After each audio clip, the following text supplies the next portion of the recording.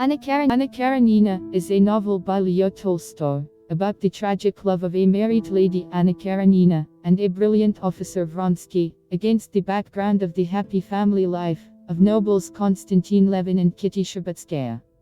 All happy families are alike, every unhappy family is unhappy in its own way. This is the Cherry Pick channel, where we will tell you the stories of the books. Stepan Oblonsky, cheated on his wife Daria Oblonskaya, with a governess. Dolly found out about the infidelity and wants a divorce from her husband. Steva hopes for the help of her sister Anna, who can convince Dolly and reconcile the couple. Anna's husband, Minister Alexei Karenin, helped Steva get a good government position. Steva Oblonsky meets Anna at the train station, where at the same time a young officer Alexei Vronsky meets his mother, Countess Vronskaya. Since Anna and the Countess were traveling in the same compartment, Karenina also meets with Alexei Vronsky. At this moment, they both have a strange feeling. Anna and Alexei seem to have known each other before. Suddenly a misfortune occurs, a train that has driven back hits the guard to death. Anna takes this tragic incident as a bad omen.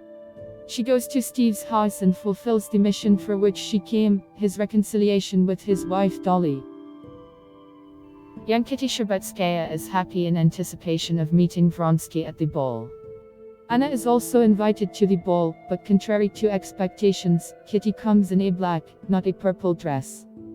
Anna dances with Alexei and they gradually fall in love with each other. Kitty understands this. She's depressed.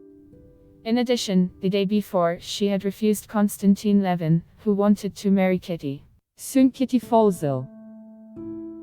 Anna leaves for St. Petersburg, and Vronsky follows her by the same train. In St. Petersburg, he follows Anna like a shadow, looking for a meeting. Alexei is not at all embarrassed by the fact that she is married and has an 8-year-old son. After all, in secular circles, a relationship with a respectable woman, whose husband occupies such a solid position, seems majestic and victorious. Meanwhile, their infatuation becomes impossible to hide. However, Anna continues to travel to the world and almost a year meets with Vronsky at the Princess Tverskaya.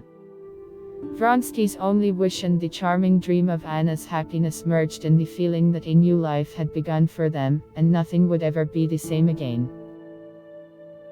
Soon, Anna informs Alexei that she is pregnant. Vronsky asks her to leave her husband and is ready to sacrifice his military career. But his mother, who at first was very sympathetic to Anna, does not like this state of affairs at all.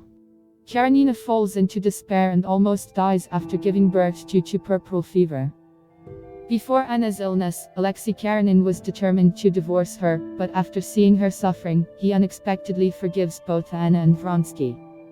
Alexei Vronsky, experiencing burning shame and humiliation, attempts suicide, trying to shoot himself, but he is saved.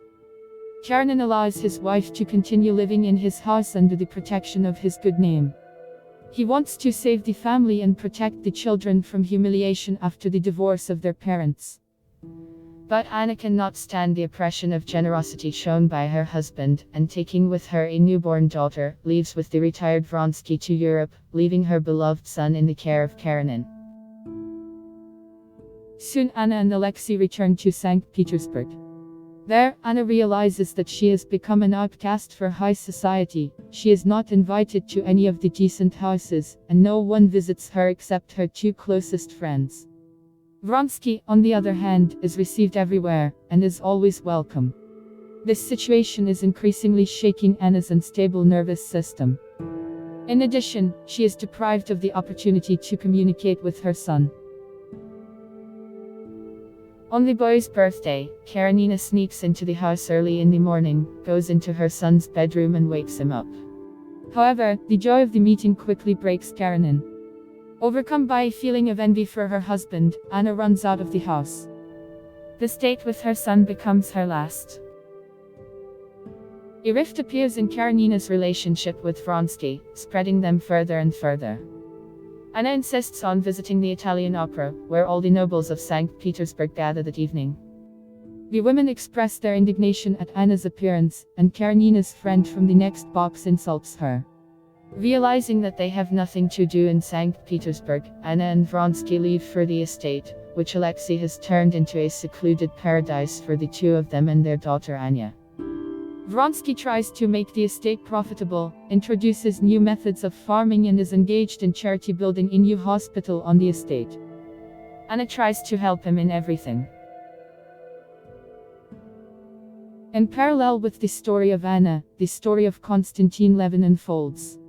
Levin is quite a rich man. He also has an extensive estate, all the business in which he conducts himself. What for Vronsky is fun and a way to kill time, for Levin is the meaning of existence for himself and all his ancestors. At the beginning of the novel, Constantine woos Kitty Shtcherbatskaya, whom Vronsky was courting for fun at the time. Kitty, however, became seriously interested in Vronsky and refused Levin. When Vronsky followed Karenina to St. Petersburg, Kitty even fell ill from grief and humiliation, but after a trip abroad she recovered and agreed to marry Levin. The scenes of matchmaking, wedding and family life of the Levins are imbued with a bright feeling. Tolstoy makes it clear that this is how family life should be built. Meanwhile, the situation in the Vronsky estate is heating up. Alexei goes to business meetings and social events, where Anna cannot accompany him. Alexei wants the old, free life and Anna feels this, but mistakenly assumes that Vronsky is attracted to other women. She constantly arranges scenes of jealousy for Alexei, which increasingly test his patience, and increasingly resorts to morphine. To resolve the situation with the divorce process, the lovers move to Moscow. But, despite the persuasions of Steve Oblonsky, Karenin, after asking the advice of either a soothsayer or a charlatan, reverses his decision and leaves his son, whom he no longer loves, because he is disgusted with Anna as a woman who betrayed him. The 6-month wait for this decision in Moscow greatly affects Anna's mental state. She constantly breaks down and quarrels with Vronsky, who spends more and more time outside the house. In Moscow, Anna meets Levin, who realizes that Anna has mental problems and will not return to normal life. In May, Anna insists on leaving for the country soon, but Vronsky informs her that he has been invited to visit his mother for important business matters. Anna decided that Vronsky's mother was planning to marry him to Princess Sorokina. Alexei does not manage to prove to Anna that her idea is absurd, and he, being no longer able to constantly quarrel with his beloved, goes to the estate to his mother. Anna in an instant realizes how hard, hopeless and meaningless her life is. Desiring reconciliation, she follows Vronsky to the railway station. The platform, the smoke, the horns, the knocking, the people, all merged in a terrible nightmare of confusion of associations. Anna remembers her first meeting with Vronsky and the watchman crushed to death. It occurs to her that there is a very simple way out of her situation, which will untie everyone's hands and help Anna wash away her shame and at the same time take revenge on Vronsky. Karenina throws herself under the train. She chooses death as her deliverance. Suicide becomes the only way out that Anna, who has exhausted herself and everyone, could find. 2 months pass.